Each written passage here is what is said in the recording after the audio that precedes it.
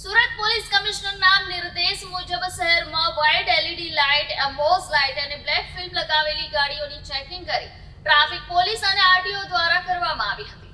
આ અભિયાન અંતર્ગત સુરતના વાય જંકશન નજીક વાહન ચેકિંગની કાર્યવાહી કરવામાં આવી હતી. ચેકિંગ દરમિયાન ટ્રાફિક નિયમોનું ઉલ્લંઘન કરતા વાહન ચાલકોને રોકી તેમની તપાસ કરવામાં આવી હતી. નિયમ વિરુદ્ધની મોડિફાઈડ લાઇટ લગાવેલી અનેક વાહનો સામે દંડાત્મક કાર્યવાહી કરવામાં આવી હોવાનું જાણવા મળ્યું છે. ટ્રાફિક પોલીસ અધિકારીઓએ જણાવ્યું હતું કે મોડિફાઈડ લાઇટ્સને કારણે સામે આવતા વાહન ચાલકોની દ્રશ્યતા ઘટી છે અને અકસ્માતની શક્યતા વધે છે, જેને ધ્યાનમાં રાખીને શહેરમાં આ પ્રકારની સ્પેશિયલ ડ્રાઈવ આગળ પણ ચાલુ રાખવામાં આવશે.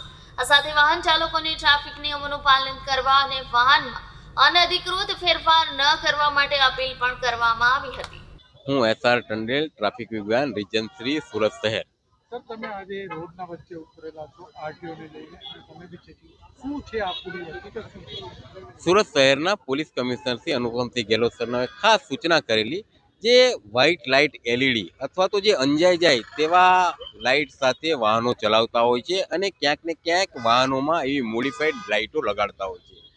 આવા વાહન ચાલકોને આઈડેન્ટિફાઈડ કરી એના વિરુદ્ધ દંડાત્મક કાર્યવાહી થાય, એક્સિડન્ટમાં ઘટાડો થાય, એ માટે આજે અમે વાય જંકશન ખાતે આવા વાહનોનું ચેકિંગ ચલાવી રહ્યા છે. સાથે સાથે કોઈ બ્લેક ફિલ્મ હોય, લાયસન્સ ન હોય, એને પણ ચેકિંગ કરી રહ્યા છે. પણ ખાસ કરીને અમે કોન્સન્ટ્રેશન, જે કંપનીના માણસો છે અમારી સાથે છે, જે દૂરથી જોઈને કહી શકીએ કે આ લોકોની લાઇટમાં ક્યાંક ને ક્યાંક ચેડા કરેલા છે અથવા તો લાઇટ બદલાવેલી છે. આવા વાહન ચાલકોને આઈડેન્ટિફાઈડ કરી અને એના વિરુદ્ધ અમે દંડાત્મક કાર્યવાહી કરી રહ્યા છીએ. સર, ત્યાં કેટલા સુધી આપણે એનો ફાઇન થાય છે એવી? મોટર વ્હીકલ એક્ટની જોગવાઈ મુજબ 182 મુજબ આ વાહન ચાલકો વિરુદ્ધ 5,000 સુધીનો દંડ થઈ શકે છે અને 6 મહિના સુધીની કેદની જોગવાઈ છે. સર, હાલ બીજી જગ્યાએ કઈ કઈ જગ્યાએ આપણે ચેકિંગ ચાલુ રહ્યું છે? હાલ સુરત સિટીમાં અલગ અલગ વિસ્તારમાં આ રીતના વાહન ચેકિંગના કાર્યક્રમ ચાલુ જ છે. તેમ છતાં આજે અમે ચોક્કસ મોટા પ્રમાણમાં આરટીઓ સાથે વાય જંકશન ખાતે આ કાર્યવાહી કરી રહ્યા છે. મેસેજ આપતો સુરતની જનતાને અને જો લોકો છે ઓલરેડી ગાડી ચલાવે છે એને શું કહેશો?